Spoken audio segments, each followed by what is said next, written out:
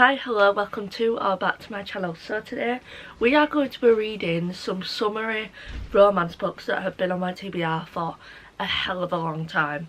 These have all been on my TBR since around 2023 when I started reading. This is also a part of the series that I'm doing where I read books that have been on my TBR for a long time, but with the concept, because these are all summary romance books. But yeah, I hope you all enjoyed this video. Give it a big thumbs up, subscribe, and let's get into it. So the books we have for today's video, the one I think I'm going to start with is The Bodyguard by Catherine Center. When I got this, I thought I'd read it so fast because I was so excited for it. I was so intrigued by it. Still so excited for this one. I think I'm going to love it. And it is so short, so I genuinely have no excuse for not reading this one. All of these are pretty short. I don't know which one I'm going to read next. We have Funny You Should Ask by Alyssa Sussman. I'm glad that even though all these books have been on my TBR for such a long time, I still have that pull towards them. I'm still super excited to read them, which is always good because sometimes you can get those books that have been sat there for ages and you just no longer want to read them. But that's definitely not the case with these two books. The last one, a little bit. Last book for this TBR, this is one that I'm not as excited for. I think it's been sat there for so long that I'm not interested anymore, but I do want to read it because I know so many people love this book, love this story, so I want to see how I feel. The thing that puts me off this one is apparently it's incredible until the plot twist at the end, and I am aware of what the plot twist is, and that's when everyone lowers their rating because it's so good throughout the whole story, and then you get to the conflict at the end and it just completely downfalls, and that is annoying because you put those hours in to read a book for it to let you down towards the end is a little bit frustrating. So that's what worries me with this one, but we'll see what happens. We'll see how I feel. I'm going to say a little spoiler, but I personally cannot root for a cheater.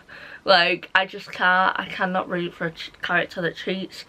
As someone that believes that once a cheat, always a cheat, it's not for me. It's really not for me. If the two characters are together at one point, the reason why they break up is because one of the people in the relationship cheats. That just completely puts me off the romance. I can't root for them anymore. I just can't.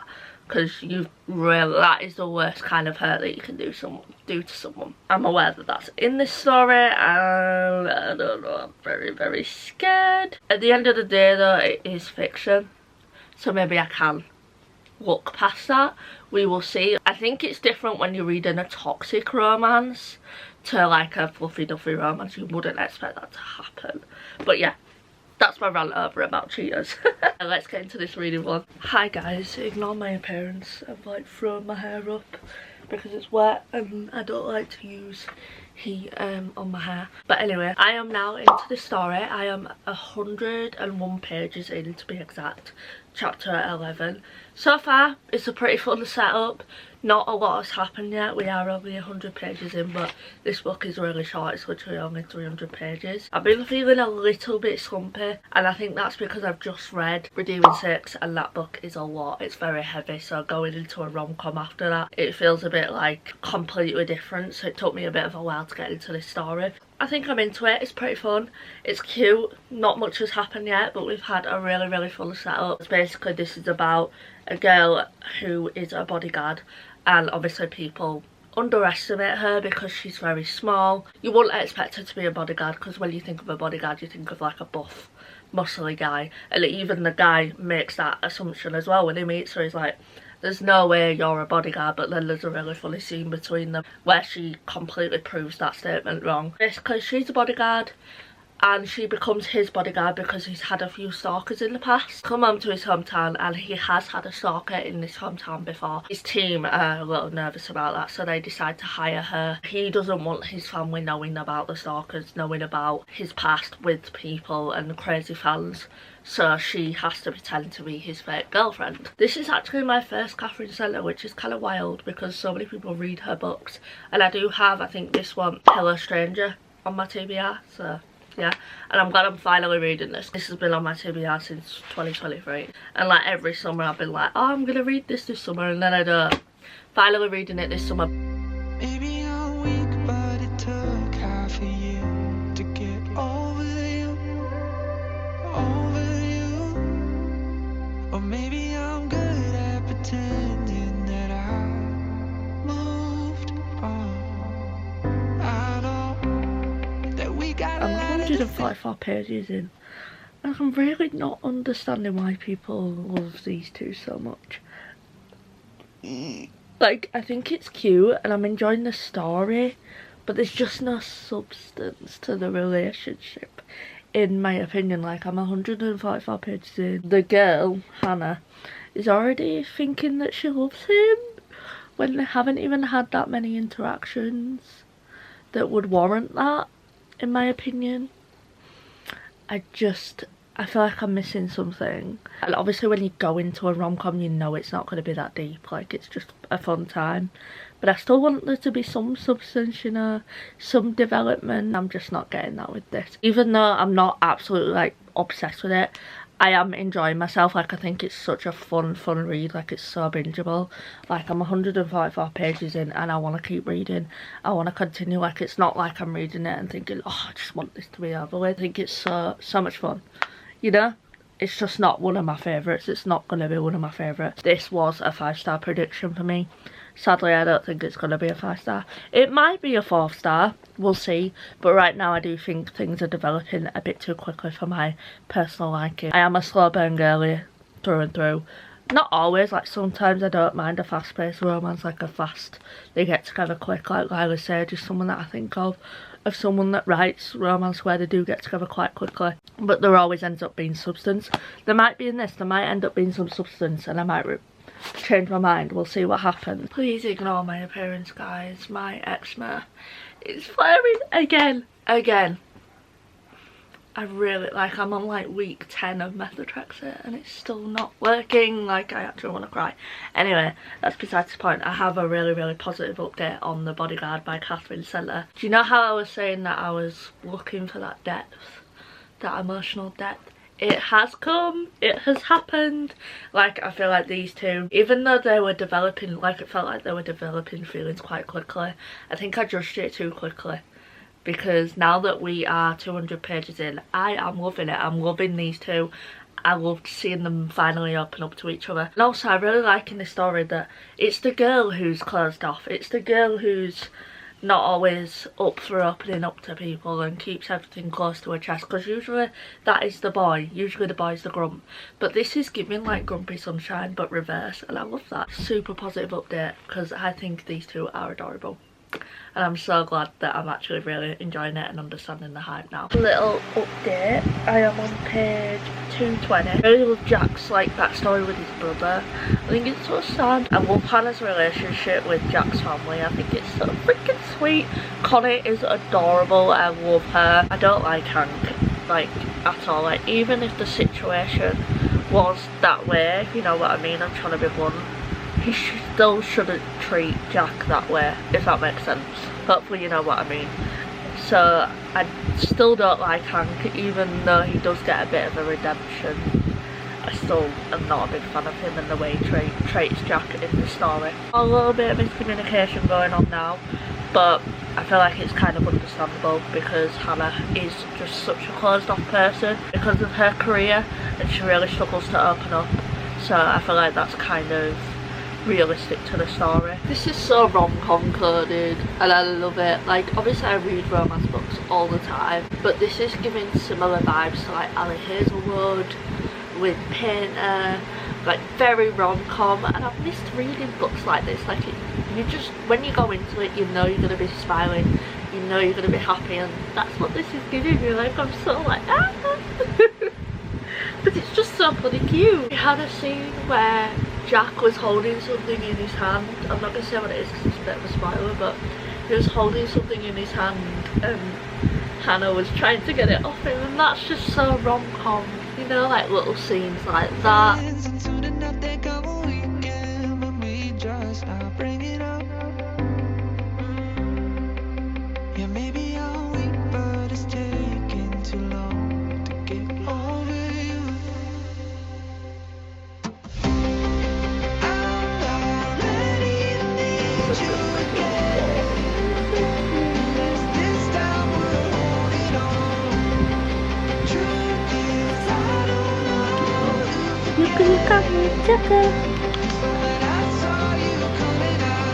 Who's that?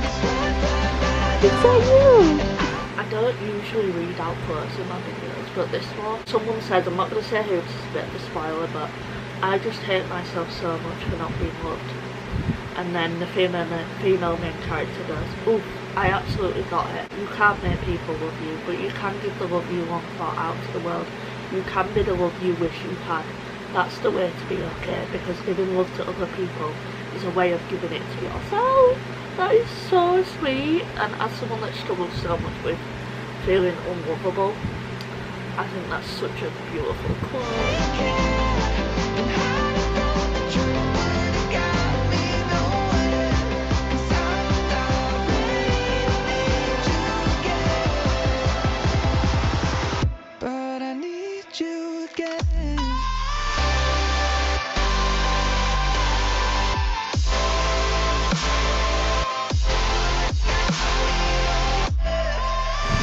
Just finished The Bodyguard. These are my upfront review. I think I'm gonna rate this, I don't know, a 4-star. I was deciding between a 3.75 and a 4-star. But when I think about my 3.75s, I did enjoy this more.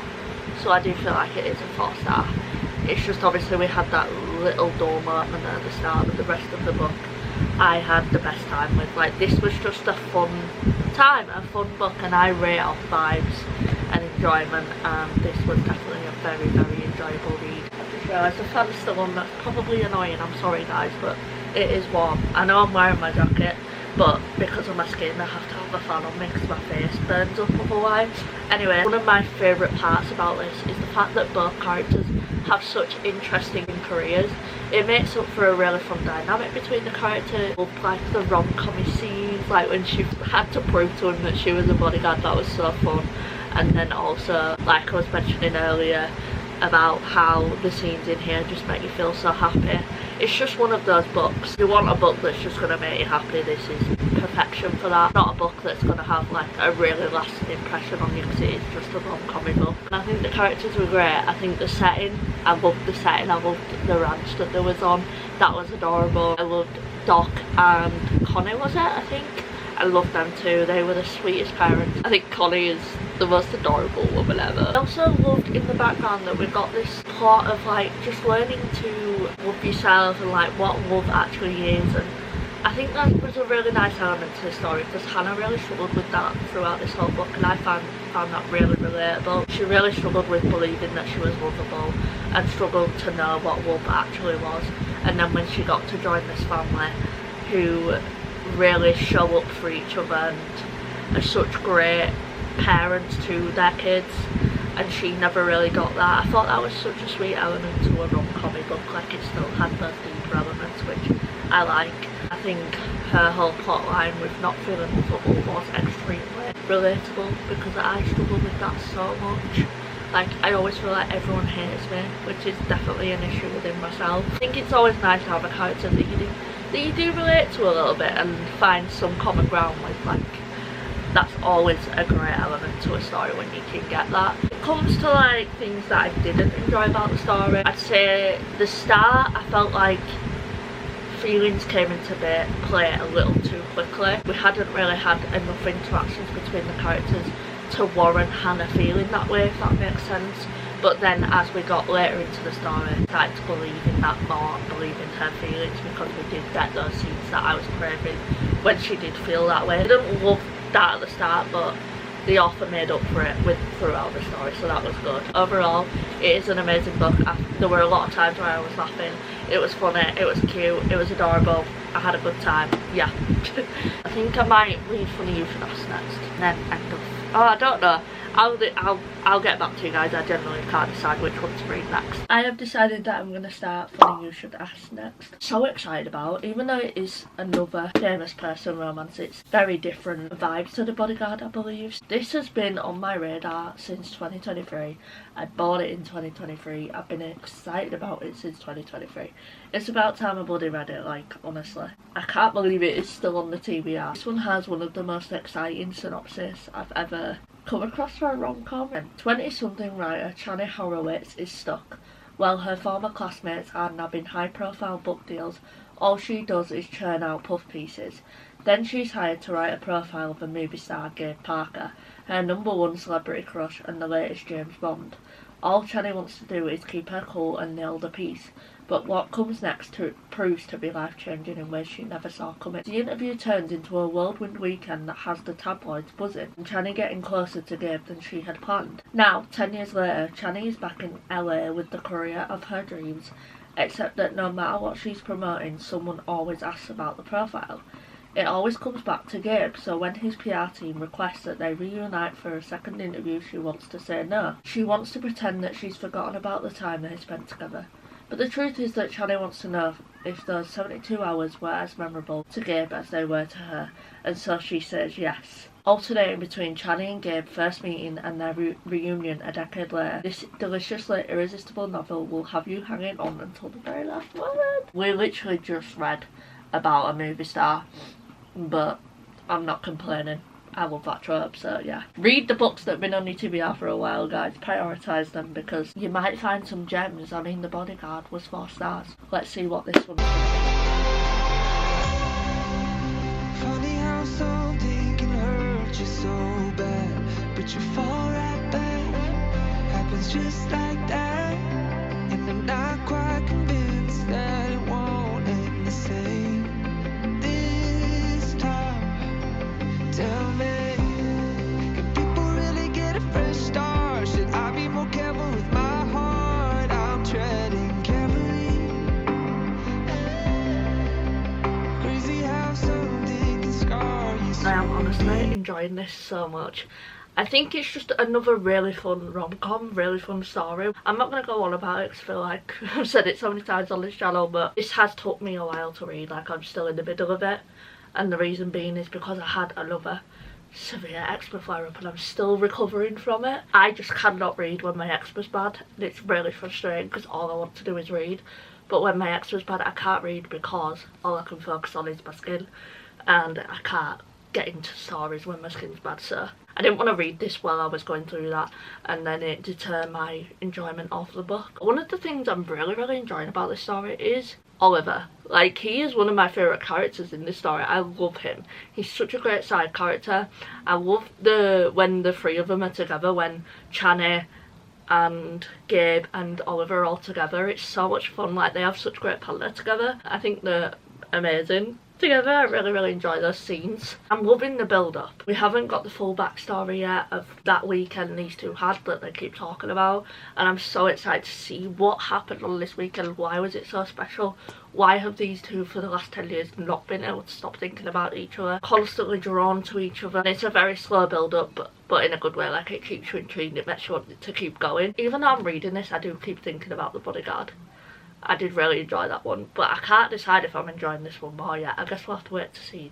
I'm only comparing them because they're very similar tropes, but even though they're similar tropes, they're both very different stories, so I am liking that they're not super similar, because otherwise I would get stuff mixed up. Also loving finding out about Gabe and his trouble with alcoholism and his career, his downfall of his career. It's super interesting. And then I also love being in Channy's head and her not realising how good of a writer she actually is. Her pieces are so famous is because of Gabe and not because she is a good writer, and I'm excited for her to finally figure out that she is just a really brilliant writer, and she needs to realise that. Hi guys, so I'm going to be doing 2 little intersections in this vlog. I didn't even realise, but I really didn't vlog much with these 2 books. That is, as I've said a million times, because of my eczema, and I do not like filming when my eczema's bad, and that's pretty much 24/7 at the moment. I realised that I did one update for this and never gave you my rating, never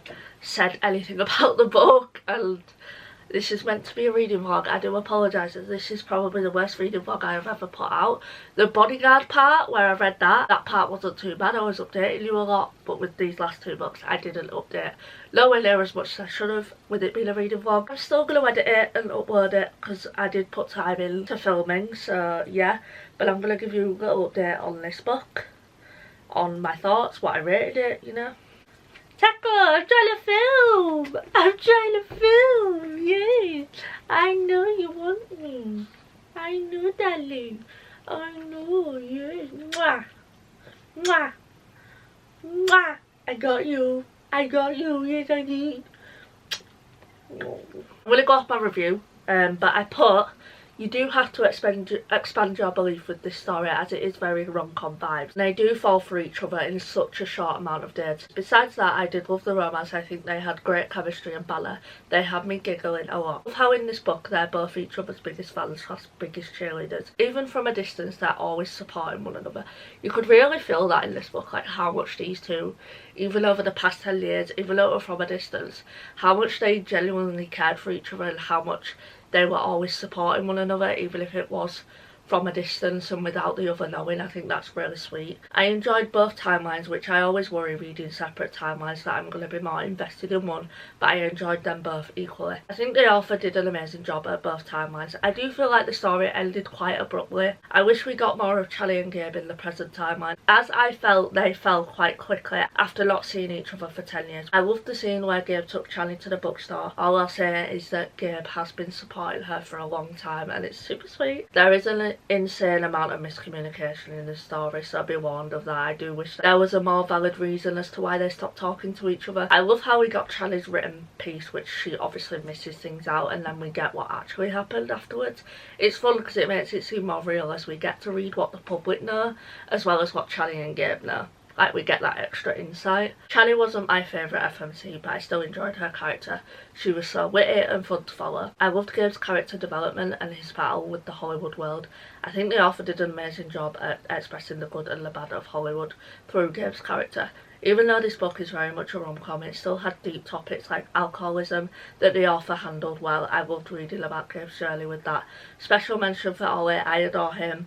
I loved when all three of them were together. Even though he's a side character, he's probably my favourite. F Hollywood for not casting him because of his sexual orientation. Again, I think the author did a great job of expressing the good, the bad and the ugly of Hollywood. That is my review for Funny You Should Ask. Overall, I did really like the story. As you've seen, I've written about quite a lot of reasons as to why I did thoroughly have a good time with this one, and I ended up deciding to rate it a 4-star. Super cute, so glad I finally read it. Hi guys, please excuse my appearance. My skin is really bad, so that's why I haven't been filming much of my experience reading Every Summer After. I am absolutely loving this. I think it's such a good story. It's so bingeable. I am now 200 and odd pages in and I'm probably going to finish this today, so I'm sorry that I haven't really been updating you on this one. Sorry if you can hear my dogs playing. We currently have Taco's brother over for 2 weeks, so chaos. But I love them both so much. But yeah, like, I'm enjoying the writing, I'm enjoying the story. I surprisingly really love like how Kylie's writing the past and present timeline. Like, I think she does a brilliant job at writing the characters at their right ages. Like, obviously in the past timelines they're a lot younger, and then in the present timelines they're older, and you can definitely tell a difference, which I love, because some authors tend to write like 30 to 40-year-old characters that act like they're 20 or act like they're teenagers, but Kylie's doing a great job at separating the ages and everything. I do have to say as well, Kylie is amazing at writing like teenagers first falling in love. Like, it's so cute, I love it. She is amazing at that. It's giving me so many butterflies and like reminding me of when I first fell in love with Connor. Like, I think she's amazing at writing those feelings. But yeah, I will give a better update when I'm finished and I'm feeling better and I'm looking more presentable. But yeah, I just wanted to give at least one update before I finish this book. But I am very nervous for the end because I know there's going to be a twist. Intermission Courtney is back again. As I said, didn't do enough vlogging with these books and gave my final updates for them. But next we have Every Summer After. Guys, I am in the same boat as everyone else. Loved this story up until that plot twist. Even though I knew it was coming, I was hoping that maybe possibly it could be redeemed, but I just knew in my heart that it wasn't gonna be.